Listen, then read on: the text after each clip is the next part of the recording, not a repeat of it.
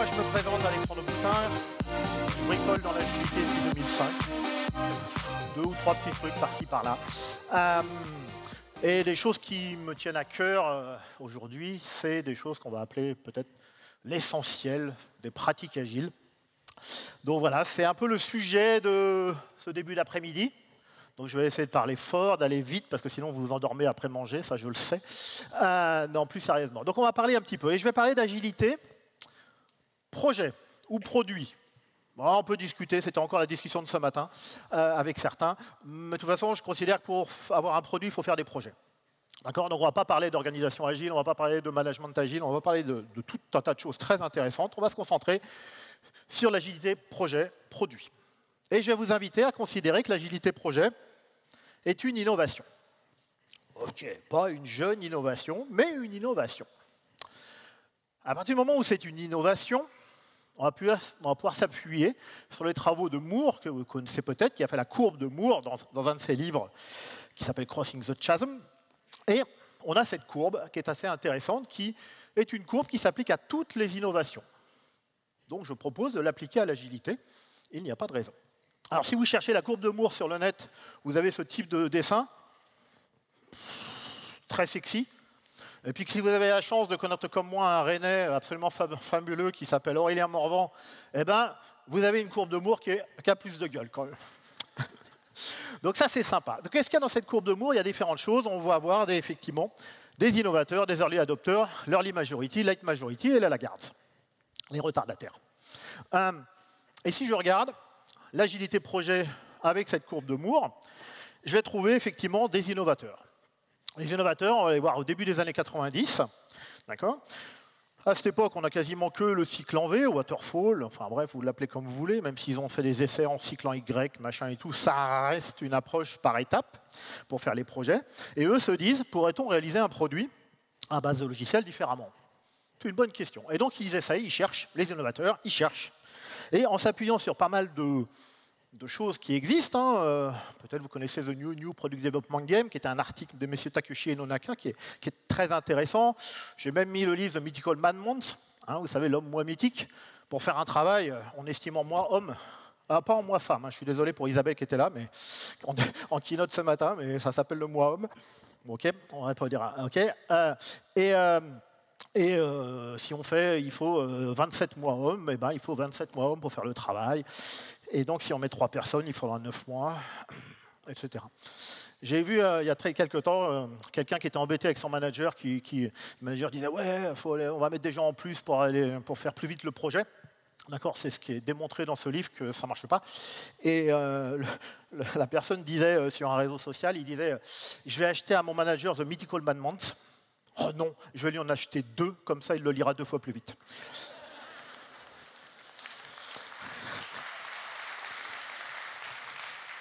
Donc ces innovateurs, ils sont là dans les années 90, ils produisent pas mal de livres sur différentes méthodes, ça s'appelle Scrum, ça s'appelle Crystal Clear, des SDM, etc. Donc on a besoin. On va arriver très rapidement sur les early adopters. Les early adopters, moi je pense que j'en fais partie. Les adopteurs, je les ai mis en 2001 aux US, je les ai mis en 2004 en France. On pourrait discuter les dates, bien entendu, mais ça vous donne un ordre de grandeur. Et en fait, c'est vraiment l'early adopter, il dit « chouette, un truc qui me parle ». Il voit l'innovation et il fait « waouh, il a les yeux qui brillent, il a envie d'accéder à cette innovation ». Qu'est-ce qu'on a filé aux innovateurs, aux early adopters? Qu'est-ce qu'on a donné aux early adopters? Pas grand-chose, en fait. Un truc qui s'appelle le manifeste agile. Il y a 4 valeurs, 12 principes. Le total fait 16. Rappelez-vous du chiffre. Je sais, c'est compliqué, mais pour l'après-midi, mais quand même. 12 plus 4, ça fait... Pas grand-chose. N'allez pas trouver là-dedans comment on travaille à distance, télétravail, les équipes distribuées de par le monde, machin. Non, il n'y a rien là-dedans. Le manifeste agile, c'est la base. Mais les early adopters, ils font un énorme travail là-dessus. Ils le prennent, ils inventent des trucs, ils le travaillent, etc. C'est cool. Dans la courbe de Moore, on a le chasm, le gouffre. L'idée, c'est que n'importe quelle innovation, elle a toujours des innovateurs et des early adopters, et après, elle peut disparaître. Il y a des gens qui ont fait la queue pendant des jours et des jours pour acheter des Google Glass, il y a quelques années, pour les moins jeunes d'entre nous. Qui porte des Google Glass aujourd'hui, quoi? Personne. D'accord? C'est des trucs qui pouvaient envoyer des mails avec des clignements d'yeux, etc. Des trucs d'enfer, hein. Génial, absolument génial. OK, donc les innovations, ça peut disparaître dans le chasm. En 2009, à la grande conférence Agile, qui est en Amérique du Nord, chaque année, donc aux États-Unis ou au Canada, il y a quelqu'un qui a dit «We crossed the chasm», donc qui considérait qu'on avait passé le gouffre. Donc ça y est, l'agilité, elle n'était plus côté early adopter, elle allait passer de l'autre côté et devenir mainstream en anglais, enfin devenir généralisée. Cette personne s'appelait Alistair Coburn. Donc, petite question pour voir si vous êtes réveillés. En 2009, la conférence Agile a eu lieu dans la ville de... Il y a la photo de la ville. D'accord, je vous aide. Chicago, bien entendu. Pour qui connaissent les Blue Brothers aussi, c'est un de mes films cultes. Voilà. Donc, c'était Alistair Coburn qui est arrivé en keynote, je me rappelle encore, j'y étais, hein, et qui a dit, alors qui arrivait avec une cornemuse, hein, moi c'était cool, David il a fait applaudir, lui il arrivait avec une cornemuse d'un mec devant qui joue et tout, ça pète. Hein. Et je me rappelle encore du titre de sa session, c'était « Je ne suis pas venu prêcher l'agilité, je suis venu l'enterrer ». En 2009. Ça secoue, hein. Et lui il disait, en fait, je suis venu l'enterrer parce qu'il trouvait que l'agilité ne bougeait pas, ne bougeait plus. Et pour lui, l'agilité, ça devait bouger. C'est pour ça que derrière, après, il a créé Heart of Agile, des choses comme ça, pour ceux qui connaissent. Mais donc, 2009, on a passé le chasm. 2012 en France, pour moi, pareil, on pourrait discuter des dates, mais grosso modo, ça donne ça. Alors, on arrive chez l'Early Majority. L'Early Majority a fait « Ouais, elle est bien votre innovation, mais chez moi, c'est pas pareil. » Vous savez, vous avez peut-être rencontré des gens comme ça qui pratiquent l'agilité et qui disent « Ouais, mais moi, mon contexte est particulier. » Moi, j'ai l'habitude de dire à mes clients oui, donc c'est comme tout le monde. Il me dit non, Alex, moi c'est spécial. Oui, tout le monde est spécial, donc vous êtes comme tout le monde. Ils font mais non, mais si. En gros, oui, tout le monde est spécial. Bien sûr que tout le monde est spécial. Tout le monde a des organisations qui n'ont pas exactement les mêmes structures, pas les mêmes personnes, pas les mêmes envies, pas les mêmes produits, pas les mêmes projets. Enfin bref, bien sûr. N'empêche donc voilà. Alors, ils ont la chance, l'early majority, parce qu'ils ont profité du travail des early adopters. Et franchement, il y a du matos. D'accord? Ça date de 2016. Hein. C'est un super travail qui a été fait par Christopher Webb, sans rien. Il a fait un inventaire et il a classé. D'accord? Donc vous avez les grands domaines qui sont le scaling, leadership, deliver, release, etc. Vous trouvez bien sûr les frameworks, Scrum, etc. Vous voyez même apparaître d'autres choses. Et toutes les pratiques, des choses qui ne sont pas forcément liées à un framework, des pratiques DevOps sur la droite, vous avez des design thinking sur la gauche, etc. Bien. Quand on voit ça, qu'on est l'early majority, on peut avoir un peu peur, mais en même temps, on se dit, il y a forcément des trucs qui me vont bien, je vais aller piocher là-dedans, tac, tac, tac, tac, tac. Ça, c'est intéressant. Arrive la late majority. Toujours Alistair le positionne en 2016 aux US. Je suis tout décalé de 3 ans. Pourrait se discuter. Je le positionne en 2019 en France. Et là, oui, il faut être agile. Ça, c'est la phrase de la late majority. Il faut être agile. Pourquoi? On ne sait pas forcément. Mais il faut être agile parce que les autres le font. Donc, il faut être agile. Ouais, mais on va être agile, mais on ne change rien. On ne change rien à nos habitudes, nos organisations, nos machins. Et là, on a fait une réponse fabuleuse à partir de 2019. C'est fabuleux. Dans Safe, même si on ne le dit pas, il y a une structure pyramidale. Dans Safe, on a retrouvé les plannings avec un scope qui est fixé à l'avance et l'obligation de le livrer dans 3 mois. Chouette! J'avais ça dans mes roadmaps et mes diagrammes Gantt et machin, etc. J'ai tout retrouvé. Et en plus, c'est agile. Moi, late majority, je suis nickel. Je suis nickel, c'est pile poil la réponse. Moi, ça me fait un peu... Bon, ok, Jean Monnet savent que je ne suis pas un fanat de Safe, mais c'est un autre sujet. Pas pour le framework en lui-même. Hein. Quoique, mais plutôt pour la façon dont c'est appliqué. Ouais, mais en gros, on a tous ces gens-là, c'est nickel. Voilà. Du coup, on est quand même en 2023. Ça fait 20 ans qu'on a le manifeste, plus de 20 ans. Et quel bilan? Est-ce qu'aujourd'hui, dans les entreprises, grâce à l'agilité, on livre plus de valeur et on a des gens, des équipes qui ont plus de bien-être? C'était quand même une des espérances fondamentales des gens qui ont pondu le manifeste. Qu'on allait livrer plus de valeur et qu'on allait travailler au niveau des individus et des interactions, si ça vous rappelle quelque chose. Et donc, on allait travailler aussi sur le bien-être, la notion d'équipe. Donc, Peut-être, tant mieux si dans votre entreprise, votre organisation, vous pouvez mesurer ça et vous avez vu des progrès. Moi, j'ai des doutes. Et en fait, je pense qu'aujourd'hui, on a peut-être perdu de vue l'essentiel des pratiques agiles. Et c'est ce que je vous propose de voir aujourd'hui, de voir ces pratiques. Et avant, je vais essayer de dire à qui s'adresse cette session. Parce que dans la salle, vous êtes peut-être sur la courbe de Moore à différentes positions. Les innovateurs, ils étaient 17. Il y en a peut-être un dans la salle. S'il est là, qui me donne un feedback, que je puisse vérifier que je ne me gourre pas trop. Alors, la semaine dernière, j'étais avec un des 17, Harry Van Beneken, qui était dans une autre conférence et qui était keynote, donc ça va. Mais bon, ils sont assez rares dans les conférences agiles, même si à Rennes, c'est réputé. Voilà, ils ne sont pas nombreux. On va avoir les early adopters. Eux, je les sens fatigués. Ça fait pas mal d'années que je suis dans l'agilité, je les sens un peu fatigués. Fatigués d'essayer de rapporter les mêmes choses, etc., de voir que peut-être ça ne s'applique pas comme il imaginait, que c'est pas comme ça, et il a essayé de le répéter, elle a essayé de le répéter, voilà. Donc, moi j'ai envie de dire, je vais essayer de les rassurer aujourd'hui, oui, vous avez raison, les early adopters.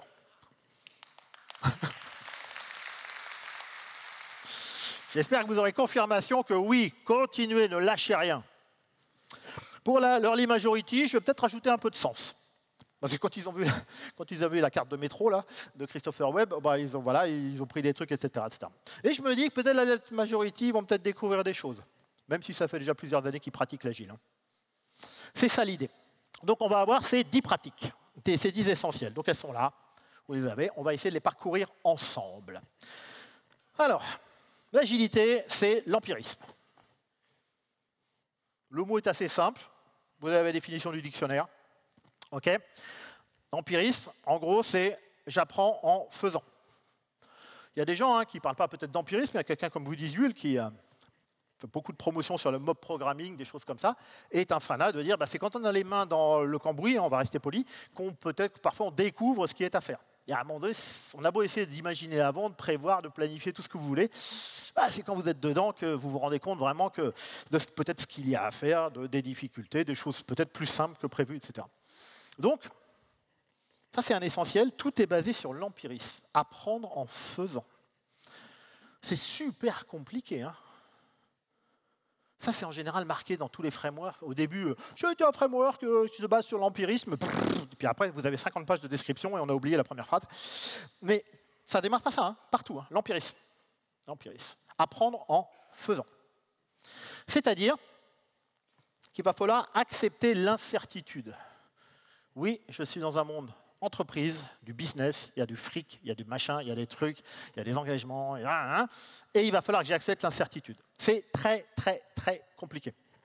Et pourtant, l'incertitude, on sait l'accepter à titre personnel. Moi, je fais un peu de rando, tranquille, et je peux me trouver sur un chemin comme ça. Je suis en train de marcher sur le chemin, voici ce que je vois. Est-ce que je m'arrête? Est-ce que vous arrêtez, vous dites non, je ne fais pas la rando, je rentre chez moi? Bon, honnêtement, ça m'est arrivé une fois. J'étais monté au-dessus de Grenoble. Je suis Grenoble aussi.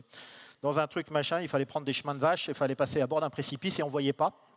Et là, j'ai dit, c'est peut-être pas la meilleure journée pour faire cette balade. Mais bon, non, on va avancer en fait. On va avancer parce qu'en fait, ça va s'éclairer au fur et à mesure qu'on avance. Le brouillard, vous savez, vous ne voyez pas à 10 mètres, mais dès que vous avez fait 1 mètre, vous voyez 1 mètre plus loin qu'avant. Et dès que vous avez fait 1 mètre, vous voyez 1 mètre plus loin qu'avant. À chaque fois que vous avancez, vous avez toujours 10 mètres de visibilité. Ah ouais, mais que 10 mètres.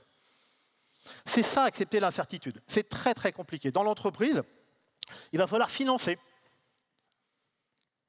Alex, là, tu nous dis qu'il faut payer alors que je ne sais pas où on va. Oui. Non, mais ça ne marche pas comme ça, cette réponse. Il faut trouver le bon mode opératoire. Je ne vous ai pas dit d'engager la totalité du budget que vous imaginez sur votre projet. Engagez 10% du budget, regardez ce que ça donne. C'est l'empirisme. Donc, il va falloir accepter l'incertitude. Financer pour pouvoir démarrer. OK, commencer sans tout savoir. Et lâcher prise. C'est très, très compliqué au niveau managérial. Au niveau managérial, c'est très, très compliqué. Bon, un des managers, quand je travaillais à une époque dans une société qui s'appelle Yahoo, qui n'existe plus, ou quasiment plus, il y avait un manager à Londres que j'aimais beaucoup. Il disait, moi, je veux que toutes mes équipes travaillent en agilité. Je ne contrôle plus rien, mais je sais que c'est la meilleure façon de livrer de la valeur. Waouh! Je ne contrôle plus rien. Mais je suis convaincu que c'est la meilleure façon de livrer de la valeur. Ces équipes surperformaient d'ailleurs. Aucun lien entre les deux. Vous faites le lien que vous voulez. Moi, c'est énorme comme lien. C'est énorme le manager qui lâche prise, qui est convaincu par le truc, etc. Et ces équipes qui surperforment. C'est énorme. Alors, il faut accepter l'incertitude. Mais comme ce n'est pas rassurant, je vais vous proposer de la piloter. Ah ouais, d'accord, ok, empirisme, j'apprends en faisant, il faut que je démarre, il faut que j'accepte l'incertitude, mais je vais piloter. La pratique agile essentielle pour piloter l'incertitude, c'est les boucles de feedback. C'est super compliqué. Hein. Faites des boucles de feedback à tous les niveaux dans l'entreprise. D'accord ? Vous pouvez faire des boucles de feedback sur la valeur. La valeur, hein, je mets plusieurs choses. Hein. Je mets le métier, l'éthique, le social, tout ce que vous voulez. La valeur n'est pas que financière, hein, etc. Vous pouvez faire des boucles de feedback sur la finance, sur le fonctionnement, sur la technique, sur tout ce que vous voulez. Des boucles de feedback. Ça paraît simple. Et pourtant, on ne le fait pas. Toujours. Par exemple, si je vous donne quelques idées de pratique du feedback sur la valeur métier, vous pensez naturellement à la démo. Parce que vous voulez prendre l'avis des utilisateurs. Je teste, je teste. Pouvez-vous lever la main, même si j'ai les spots dans la tronche, je vais vous voir. Pouvez-vous lever la main s'il y a toutes vos démos, il y a des vrais utilisateurs finaux? Merci de votre honnêteté. Alors, oui, on est agile, on fait des démos, il n'y a pas les utilisateurs. Ah ouais, mais tu comprends, Alex, c'est compliqué, ils sont loin, ils ont d'autres choses à faire, ils ne sont pas disponibles. Arrêtez de m'expliquer que c'est une boucle feedback. C'est un point d'avancement du projet, comme on faisait avant dans les reporting, vous savez. On donnait un pourcentage d'avancement dans le projet. Vachement utile. Vous avez confiance à quelqu'un qui vous dit « je suis bon à 50%, puis le mois d'après, je suis bon à 60, 70, 80, 90, 95, 97, 98, 98,5, 98, 75. Vous savez, l'avancement en pourcentage fabuleux, comme on dépense de l'argent et du temps, on ne peut pas dire à son patron qu'on n'avance pas. Mais on sait qu'à 100%, on est censé avoir tout fini. Donc, voilà. Et bien sûr, c'est des projets qui ont des problèmes à la fin. Vous le savez, ça. Quand on a une courbe qui merde à la fin, c'est que les problèmes sont à la fin. Non, généralement, on les avait dès le début, on n'a pas voulu les voir. C'est-à-dire qu'on a gardé l'avancement à 50%, ça nous rassurait. Donc, on fait des démos, c'est un peu comme ça, on fait des trucs, mais on n'a pas les utilisateurs, parce que c'est compliqué, parce qu'ils sont loin, parce que je ne sais pas quoi. Voilà. Bon, les démos, très pratiques, on va montrer le produit. On peut faire un open bar, j'avais une équipe qui faisait ça, j'aimais bien. Ils faisaient un jeudi après-midi pendant 2 heures, oui, ils n'étaient pas calés sur les itérations, hein. Voilà, à peu près toutes les 3 semaines, une fois par mois, on va dire. Ils faisaient open bar, donc ils avaient une salle avec des PC installés, le produit installé sur tous les PC. Il y avait des petits fours, des petits gâteaux, des machins, des trucs à boire. Et ils disaient à des utilisateurs, vous venez le temps que vous voulez, quand vous voulez, pendant de 2 à 4, ici, vous pouvez manipuler le produit. Eh bien, ça venait. Les utilisateurs venaient, ils manipulaient une demi-heure, ils manipulaient 45 minutes. Soit certains buvaient qu'un café, mais ça permettait d'échanger avec l'équipe. Bref, voilà. Et vous pouvez bien sûr avoir le VRP, j'ai vu ça aussi, le product owner qui prend son produit sous le bras et qui va dans tous les bureaux de ses utilisateurs pour essayer de les choper et de leur montrer, parce qu'il arrive, sinon il n'arrive pas à les récupérer. Peu importe la pratique, l'essentiel, c'est la boucle feedback. D'accord ? Il n'y a que comme ça qu'on peut piloter l'incertitude et donc l'empirisme. On n'a pas le choix. Alors, en agile, on priorise. Ou on ordonne. Je ne sais pas si vous savez, pareil, je vais faire le vieux là. Entre la version 1 et la version 2 de Scrum, il y a eu 3 changements. Hein. Prioriser a été remplacé par ordonner. Je vous donne le plus important des 3 changements. Je rigole pas, hein. C'est juste savoir un peu, c'est intéressant. Alors la petite histoire qui était derrière, c'est qu'il y avait des certifications Scrum, ils avaient fait une certification décalée, ils voulaient toujours gagner de l'argent, donc ils ont dit maintenant il n'y a plus que nous qui avons le vrai Scrum. Allez, j'arrête. Bon, c'est une histoire. On va prioriser, ordonner ce que vous voulez. Prioriser, c'est donc choisir. Faire des choix. Pourquoi on fait des choix?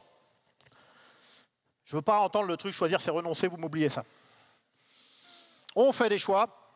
Parce que si je mets un truc en premier, je vais garantir à quelque chose d'exister. Voilà pourquoi je priorise, au sens priorisation agile. Le truc que je mets en premier, je suis sûr de l'avoir. Enfin, quasiment sûr de l'avoir, parce que je l'ai mis en premier. Très important de prioriser. Mais je vais d'abord essayer de vous raconter une petite histoire. Imaginez que vous adorez, comme moi, les bonbons sucrés de toutes les couleurs, machin et tout. On vous donne 5 minutes dans un magasin de bonbons où ils sont tous là. Mais vous n'avez que 5 minutes. Vous avez le droit de manger autant de bonbons que vous voulez, mais vous n'avez pas le droit d'en emmener en dehors. Ah, Qu'est-ce que vous faites dans ces cas-là? Ah oui, mais vous mangez quoi? Et quel est l'algorithme qui fait que vous en mangez certains et pas d'autres? Bah, vous allez manger ce que vous préférez. Vous allez manger ce que vous préférez. Si vous avez priorisé, cela au moins vous les aurez bouffés. Ça garantit le fait que vous les ayez mangés. Mais surtout, ce que vous faites quand vous priorisez, eh ben, vous choisissez les bonbons que vous n'allez pas manger. Donc pour moi, prioriser au sens essentiel de l'agilité, c'est accepter que quelque chose ne soit pas fait. Dans les entreprises, je vois aujourd'hui des gens qui font de l'agilité, avec différents frameworks, et prioriser, c'est il y a 10 trucs à faire, oui, je te les mets dans un ordre de 1 à 10, mais je veux les 10. Non. Non. Donner un ordre, ce n'est pas prioriser. Pas si je continue à tout vouloir. Et la question, elle est compliquée. Qu'est-ce que j'accepte de ne pas avoir? C'est très compliqué dans les organisations.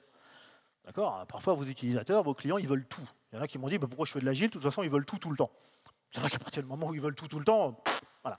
Ben non, il y a peut-être des choses qui vont être pas faites. Alors, on n'est pas obligé de leur dire tout de suite, mais l'idée, c'est de se dire la liste. Si vous utilisez un product backlog, il y a un principe que j'aime bien sur le product backlog, c'est on ne devrait jamais terminer un product backlog.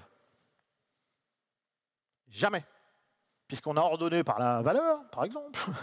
Et donc, on a mis en haut ce qui était le plus important. Et plus ça se trouve en bas, et moins c'est intéressant à faire. Donc, à la fin du projet, pourquoi utiliser de l'argent pour faire des trucs qui sont nettement moins intéressants à faire? Donc, la logique voudrait qu'on ne termine jamais un product backlog.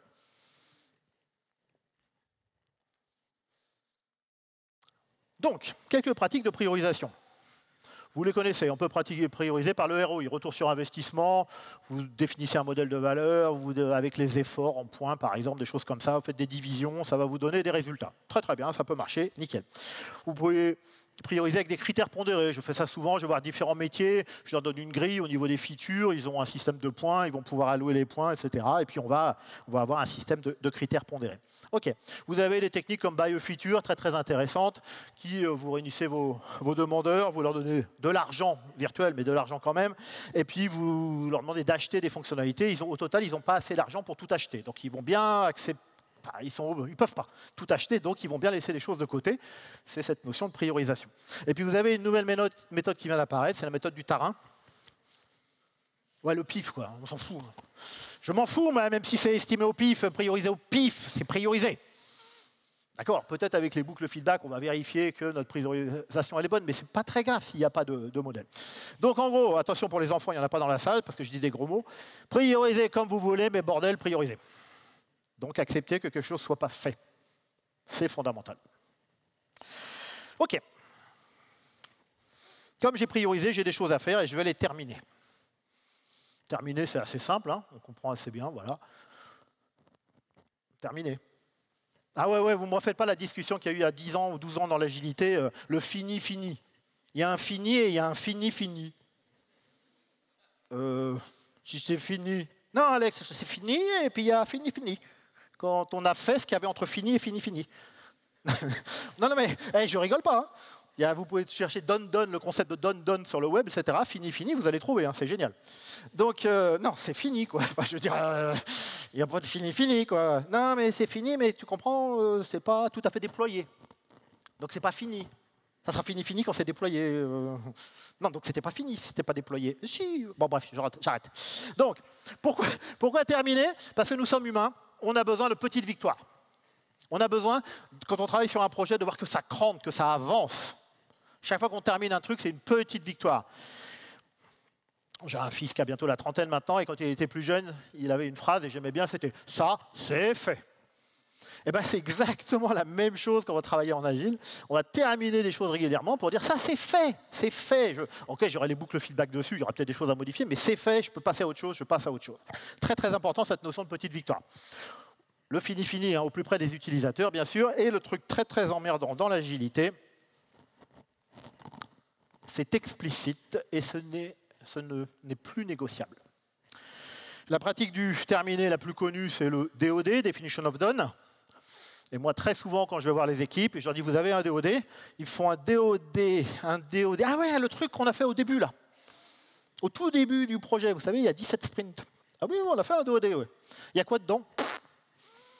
Ah ouais, je l'ai fait parce que c'était marqué, il fallait faire un DOD, c'est marqué dans Scrum, pour ceux qui ont lu le guide Scrum. Enfin bon, C'est marqué dedans. De DOD, bah ouais, il est là, il est explicite, il est non négociable.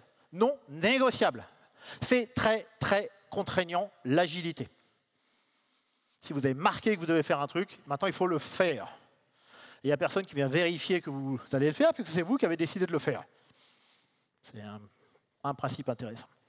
Voilà, donc on a les choses. Et là, on va essayer, si tout ça, ça marche.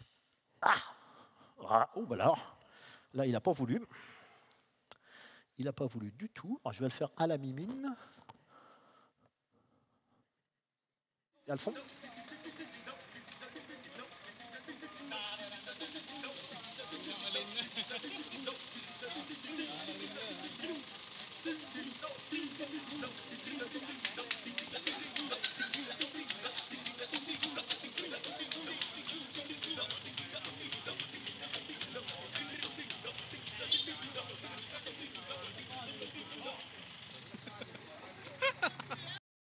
Yes. Ah, pardon, je vais passer comme ça. Ah bah, on peut arrêter le son là, c'est pas grave. Donc, là, j'aime bien citer, parce que parfois je cite des gens que je connais pas. Là, je cite des gens que je connais, ça fait toujours plaisir. Donc, Pierrick et Dorothée, et j'aime bien cette définition, être équipe est un fait, faire équipe est un art. Vous l'avez vu l'équipe là. Est-ce que vous avez repéré le Scrum Master? Est-ce que vous avez repéré le Scrum Master sur la vidéo? C'est le mec qui fout rien. Ding, ding, ding, ding, ding. On va pas dire que c'est bossé ça. Ding, ding, ding, ding. S'il n'est pas là, ça ne marche pas. Et pourtant, il ne faut rien. Hein.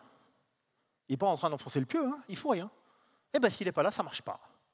C'est ça. Donc, bien sûr, un Scrum Master, il ne fait pas ding, ding, ding dans vos bureaux, parce que sinon... Bon, OK.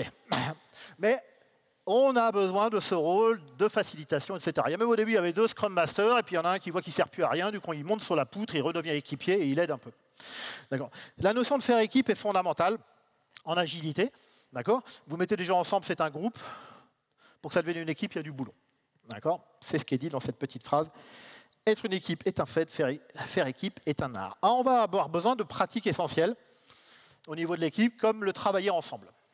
Donc pour travailler ensemble, c'est assez simple. Effectivement, on va réaliser ensemble. On va, bien entendu, savoir qui fait quoi. Très important dans ce travail ensemble. On va bien sûr s'engager avec ses partenaires. Ça devient plus compliqué, là. Oui, mais je m'engage sur un truc que je ne ferai pas. Oui, que tu ne feras pas toi, mais que l'équipe fera. Ça peut être plus compliqué. Il va falloir donner aux autres. Ah bah, si on est dans une équipe, on veut travailler ensemble et qu'on reste complètement juste dans sa position par rapport à mon travail, etc., ça ne va pas marcher. Il va bien falloir donner aux autres. Et tout ça, bien sûr, au-delà de l'équipe et au sein de l'équipe, il va falloir faire en sorte d'assurer la sécurité psychologique des individus dans l'équipe et au niveau du collectif. Travailler ensemble, ce n'est pas facile. Il y a des pratiques. Donc ça, c'est un essentiel pour moi, travailler ensemble. Il y a des pratiques. Quelques pratiques sur ce côté-là. On a par exemple le management visuel. Très, très intéressant.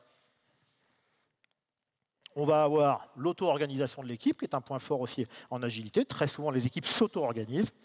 Et puis, on va avoir des échanges réguliers. Je vais revenir sur le management visuel. Je pense que certains d'entre vous doivent utiliser un outil qui s'appelle Jira. Probablement. C'est quand même un outil assez répandu. C'est un très bon outil. C'est un outil. Hein. D'accord, si je prends une pelle pour percer un trou, dans un mur, ça va moins bien marcher. Ce n'est qu'un outil. Mais c'est un outil. Très bien. Jira a donc un management visuel. Il a un board. Le problème du board de Jira, c'est que nos écrans étant petits, il faut scroller en permanence. Droite, gauche, haut, bas, on ne voit pas toutes les stories, toutes les tâches. Donc Jira a inventé une fonctionnalité qui est absolument géniale et que j'ai vue quasiment partout. C'est le filtre par équipier ou par équipière. D'accord? Et donc maintenant, quand ils sont ensemble, toute l'équipe, on filtre, on met Albert et on voit que les tâches d'Albert. Puis après, on filtre sur Julie, on voit que les tâches de Julie. Vous pensez que ça favorise le travailler ensemble, ça? On ne sait pas ce que les autres font, et d'ailleurs, on s'en fout. Et c'est l'avantage du télétravail. On peut faire autre chose pendant les délits qui font chier. Quand même. Mais pas ici, pas à Rennes. Moi, je parle des Grenoblois, je les connais mieux, eux, ils sont pas cool. À Rennes, vous faites pas ça, vous faites pas ça, vous faites pas ça. Je le sais, j'ai des copains rennais pour dire. Bon, OK, donc voilà, attention à ça. Il y a des pratiques, mais utiliser l'outil, un très bon outil, on peut l'utiliser quelque part d'une mauvaise façon. Et pourtant, c'est une bonne idée, parce que comme l'écran est trop petit, il fallait bien que je filtre, comme ça j'ai moins d'informations. Et c'est vrai que le daily est plus rapide. Ce qui est bien sûr marqué dans le guide Scrum comme objectif principal du daily, c'est qu'il soit rapide. Je vous laisse lire le guide Scrum pour ceux qui auraient un doute. Il fait 13 pages. Hein. Je ne demande plus aux gens de lever la main, ceux qui l'ont lu. J'arrête. 13 pages, même pour la late majority. Ça peut valoir le coup. Hein, un début d'après-midi, après manger, vous êtes tranquille à votre bureau, il n'y a rien d'urgent. Hop, un petit guide Scrum, 13 pages. Donc OK, je continue. Autre essentiel, avoir du sens. Sur ce que l'on fait, on va avoir besoin d'avoir du sens. On va pouvoir donner du sens aussi, mais déjà, on va avoir besoin à titre individuel d'avoir du sens. Avoir du sens, bien sûr, sur le produit, c'est l'utilité de ce qu'on fait. Il y a des gens qui travaillent sur des produits, ils ne sont pas convaincus de l'utilité du produit. C'est compliqué, je pense. Agile ou pas agile, hein, d'ailleurs. D'accord? Mais voilà, on va essayer de travailler tout ça, et le bien fondé, bien sûr. On voit aujourd'hui que certaines personnes qui rentrent dans le marché du travail aujourd'hui, par exemple, ne veulent pas aller travailler dans certaines sociétés ou n'ont pas envie, etc. C'est une histoire aussi de bien fondé. Bah, alors, il y a d'autres éléments qui se rajoutent. Avoir du sens, c'est essentiel. Donc, on va donner du sens, vous allez voir comment.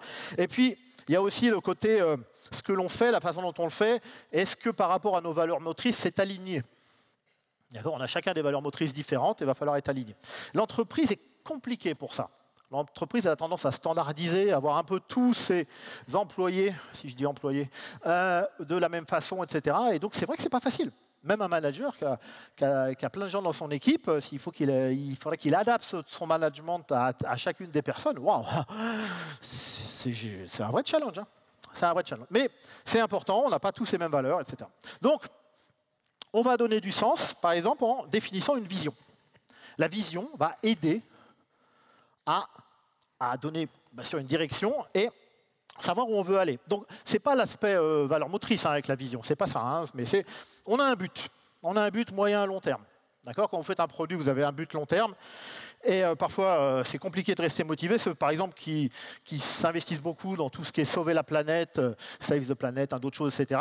Oui, l'objectif, c'est de sauver la planète. Je ne suis pas sûr qu'ils sont encore là quand la planète sera sauvée. J'espère qu'elle sera sauvée. Donc, c'est-à-dire que c'est difficile de rester motivé avec une vision qui est vachement long terme. Donc, on va avoir des buts peut-être moyens, voire même un focus court terme. Moi, aujourd'hui, je vois l'itération comme un focus court terme. D'accord, se donner. Alors, il y a d'autres moyens de le faire, hein, c'est les pratiques, mais c'est une façon. Et ça va nous aider à engager les acteurs. Donc là, il y a des travaux qui sont intéressants. Le Locke et la TAM, il y a déjà pas mal d'années, ont publié sur la définition de l'objectif et la façon dont ça affecte la performance. D'accord. Pour vous donner une petite idée sur la partie directif, là, si vous demandez à quelqu'un de lire un texte, puis de le résumer, ça va marcher. Si vous demandez à quelqu'un de lire un texte et de compter le nombre de mots, à la fin, il vous dira 728. Et si vous lui demandez de résumer le texte, il n'en sera pas capable. Donc votre objectif influe la façon dont les gens font le travail. D'accord ? Si vous devez compter les mots, on ne cherche pas à comprendre le texte. C'est quand même assez intéressant, hein, ce type de mécanisme. Donc on va donner effectivement on va essayer d'engager les acteurs. Engager les acteurs, j'ai un petit outil que j'utilise beaucoup, qui s'appelle la Verte Prairie. Là, vous avez 2 dessins réalisés par 2 équipes de 6 personnes. Elles ont réalisé les 2 dessins en parallèle, d'accord, en 60 secondes. Y a-t-il un dessin qui vous paraît plus sympa que l'autre? Normalement, celui de gauche a une cohérence un peu globale. Là, celui de droite, on se dit, mais il y a des fleurs, mais les vaches, elles ne sont pas dans le même sens, qu'il y a des fleurs en haut. C'est bizarre. Ouais, parce que quand vous demandez aux gens de faire le dessin à 6, chacun a des crayons, mais ils sont autour de la feuille, donc tout le monde n'accède pas au même endroit de la feuille. D'accord.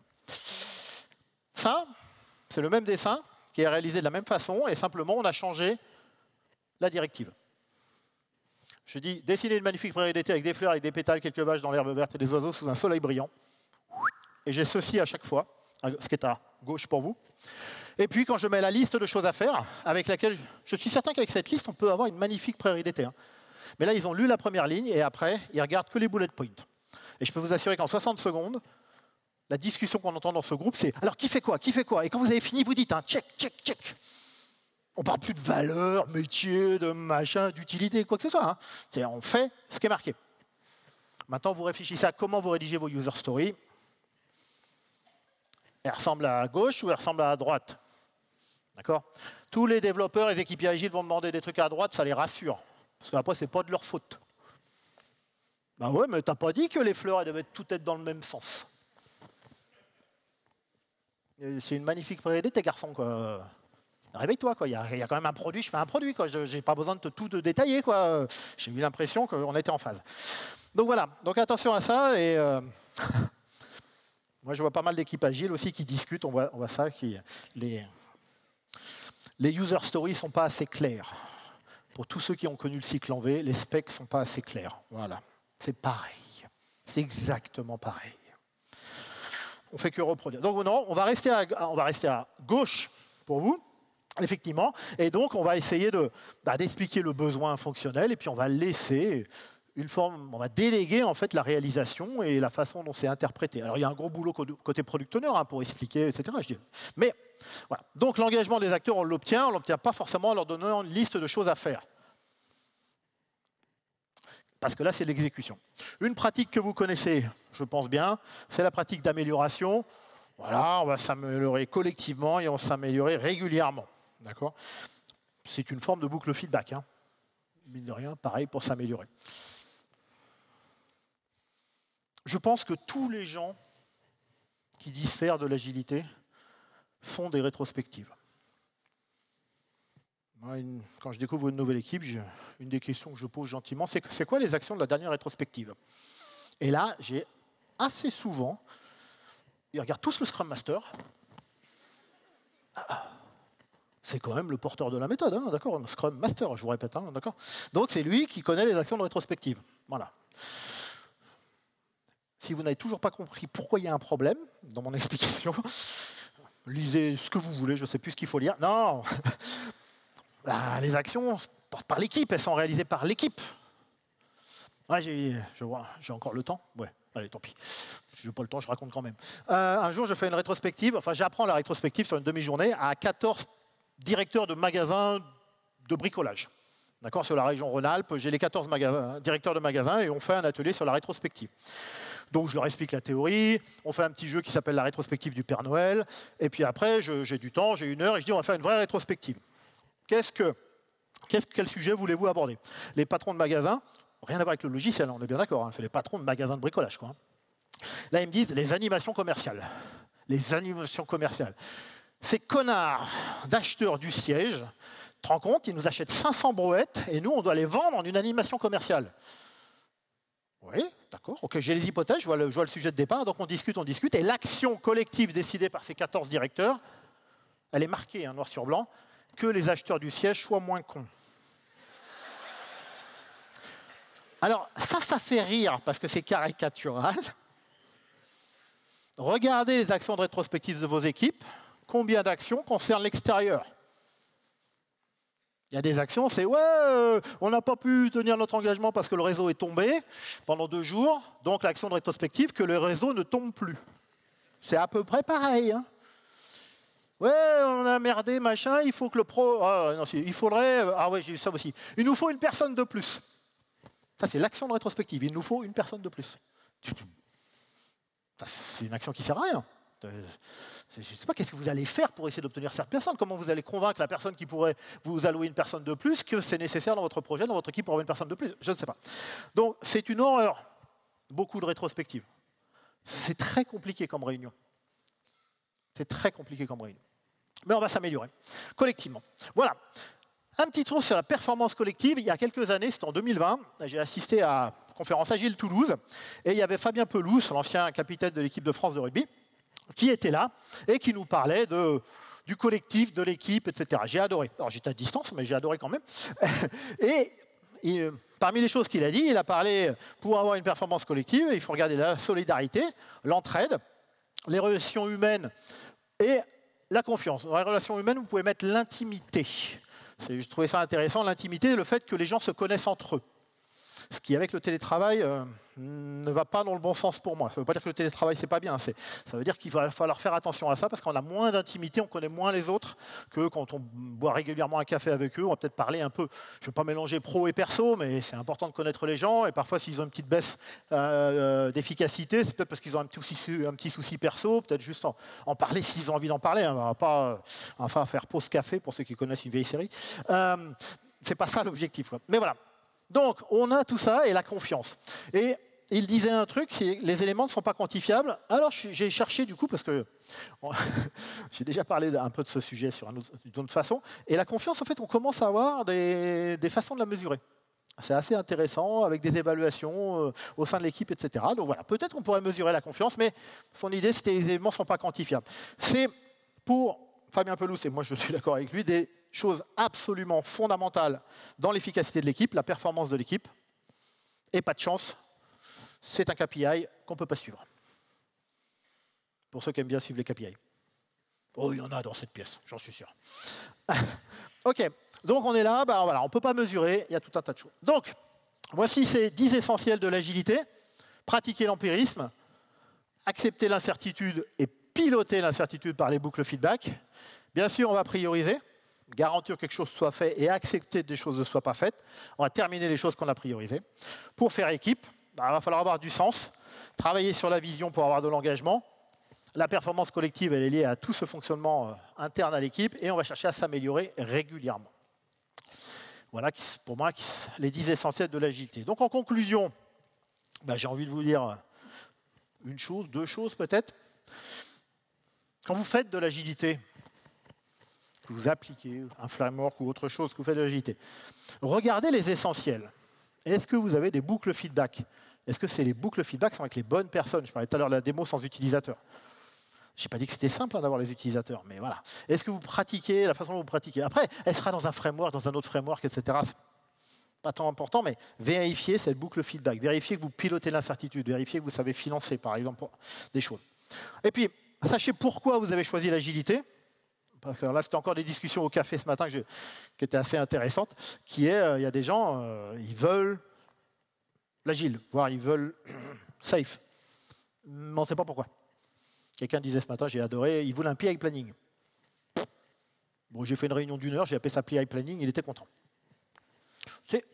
Pourquoi pas? Non, mais à la limite, on évite les emmerdes, vous savez, il faut aller vite. Comme je disais quand j'étais manager chez Yahoo, je disais aux gens, venez pas dans mon bureau m'expliquer pendant un quart d'heure que le truc qui prend 10 minutes sert à rien. Je le sais que ça sert à rien.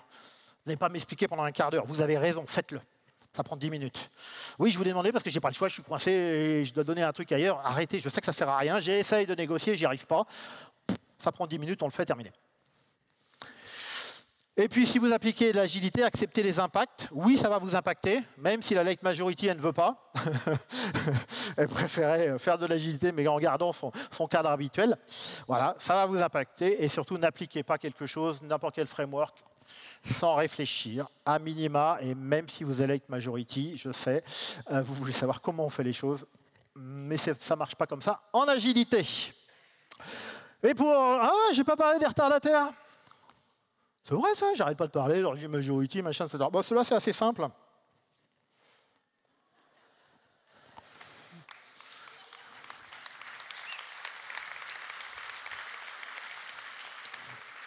Donc en gros, ce que dit Moore, c'est qu'il ne faut pas s'en occuper.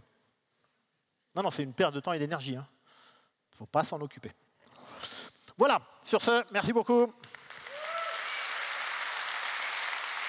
Question ou pas? Non, mais je vois pas. Noir sur fond rouge, j'arrive pas à lire. 5 minutes. S'il y a des questions. Non, on peut prendre quelques questions. Il reste 5 minutes si vous avez des questions. J'ai été d'une efficacité redoutable.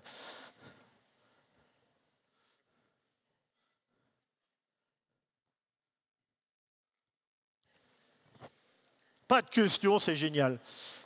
Il y aurait eu des questions, c'est génial aussi. Non, il y a des questions ou pas? Ah, t'as pas de micro, c'est ça? Non, il n'y a pas de micro ici. Derrière, peut-être? J'ai pas de micro, donc pas de question. C'est bon, j'ai un micro, fort. Marie, si tu veux. Marie? Elle m'entend pas, mais je suis là. Ouais, j'ai un micro. Si jamais certains veulent ont des questions, n'hésitez pas. Faites-nous des grands signes qu'on vous voit.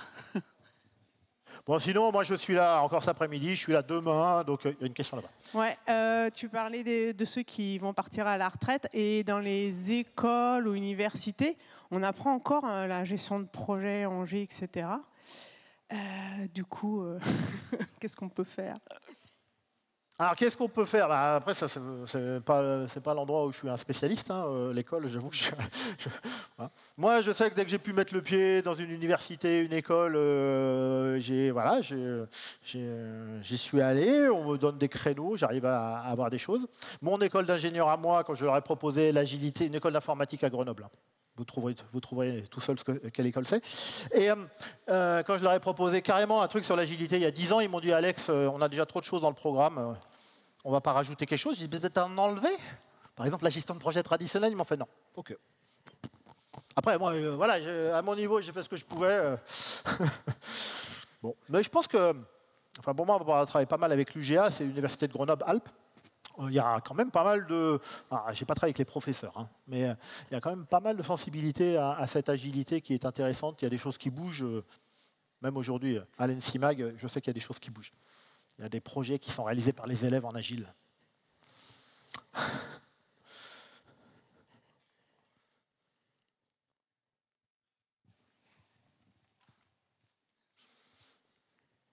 J'aurais une question par rapport au lâcher prise. Comment dire à quelqu'un de lâcher prise ou à un manager de lâcher prise? Alors, pardon, j'ai raté le début de la question, c'est... Par rapport au lâcher prise. Comment expliquer à quelqu'un qu'il doit faire confiance à ses équipes et lâcher un peu Ah, expliquer. Comment le dire sans que ce soit... Alors, il n'y a pas qu'une seule façon de faire. Moi, j'ai certains managers que j'accompagne, ils sont charrettes. Ils sont charrettes, ils veulent être au centre de tout, ils veulent être au courant de tout, etc. Charrettes, donc en fait, ils en souffrent. Donc ça, c'est un angle d'attaque pour moi.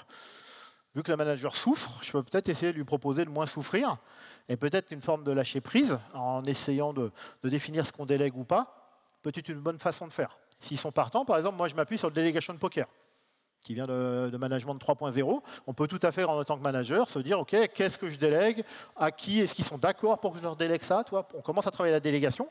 Et à partir du moment où on a de la délégation, il y aura plus d'autonomie sur certains sujets au niveau de l'équipe, et peut-être un lâcher-prise du manager, puisque voilà, on va peut-être travailler à la confiance. Ça, c'est un axe, s'il souffre. S'il ne souffre pas, que tu viens voir un manager en disant « il faut changer », c'est perdu, hein. Si tu ne crées pas comment il disait ça dans son bouquin, l'autre, la nécessité de changement, en fait. Faut que les gens, pour changer, il faut que les gens ils détectent une nécessité de changement. Une boîte qui se casse la gueule, tu veux changer des trucs, tu peux. Ça peut être parce qu'ils se sont dit ah, on est mort dans un an si on ne fait rien, donc il n'y a pas de souci, ils vont faire quelque chose. La nécessité, elle est trouvée, quoi. Voilà. Moi, je me rappelle quand je travaillais chez Yahoo, toujours, ils avaient racheté une boîte qui s'appelait Kelkoo, c'était ma boîte d'origine, et ils l'avaient revendue après. Et à un moment donné, donc Kelkoo, c'est que des trucs sur le web, comparateur de prix, Yahoo aussi. Et le patron de Kelkoo a reçu un courrier de la direction de Yahoo disant, c'était le premier, je ne sais plus les dates, mais il a reçu le courrier le 1er décembre. Et la direction de Yahoo disait, le 31 décembre, on coupe tous les serveurs Kelkoo dans nos data centers. Alors, comment dirais-je, le sentiment de nécessité, là, quand tu fais ton business que sur le web, si tu n'as plus de machine, tu as assez vite compris que tu n'as plus de business. Donc, tu as un sentiment de nécessité, tu peux essayer plein de trucs. Ça, moi, j'ai fait des délits à 35. Hein. J'ai dit aux gens, arrêtez de planifier ce qui est à faire. On va perdre une semaine à planifier. Faisons. Délit à 35, c'était assez simple. Il y avait un board à 3 colonnes. Et le message était, si quelqu'un peut prendre une carte, il le fait. C'est même pas du Scrum, hein. Mais c'était les principes. Les essentiels étaient là, quoi. On visualise les trucs, on est tous ensemble, on est là à 35, et si quelqu'un peut faire avancer le bordel, on avance. On n'a jamais eu de planning. On n'a jamais su si on allait réussir. Ça a marché. Je suis un peu dérivé de ta question. Je suis un peu dérivé de ta question, mais voilà, le changement, voilà. Ça se travaille. Il faut peut-être trouver quelqu'un en qui le manager a confiance. C'est une autre piste et peut-être essayer d'attaquer. Ouais, c'est une bataille, hein, des fois. Il faut aller voir cette personne qui pourra peut-être l'influencer, faire des choses. Puis après, il y a aussi la prise de risque. Certains managers peuvent être d'accord avec le fait de prendre un risque dans un contexte particulier, sur un projet non stratégique, où peut-être on pourra essayer des choses. L'inconvénient, c'est souvent si tu essayes et que ça marche, on te dit « ouais, mais parce que tu étais protégé, c'était facile, tu avais les bonnes personnes ». Moi, ça, j'ai lu plein de fois. L'agilité, ça marche. Quand ça marche, c'est parce qu'il y a les bonnes personnes. C'est un peu fatigant, cette phrase, mais voilà. Non, ça marche avec plein de gens. Il y a des gens avec qui ça ne marche pas, je suis tout à fait d'accord. Mais quand ça a réussi, ce n'est pas parce qu'on avait les bonnes personnes. Hein. C'est parce qu'il y a tout un tas d'essentiels qui étaient en place, des gens qui étaient engagés, voilà, il y avait du sens, on savait ce qu'on allait faire, etc. Voilà, donc je n'ai pas la réponse, c'est pas simple. En tout cas, parce que l'individu n'est pas simple de toute façon.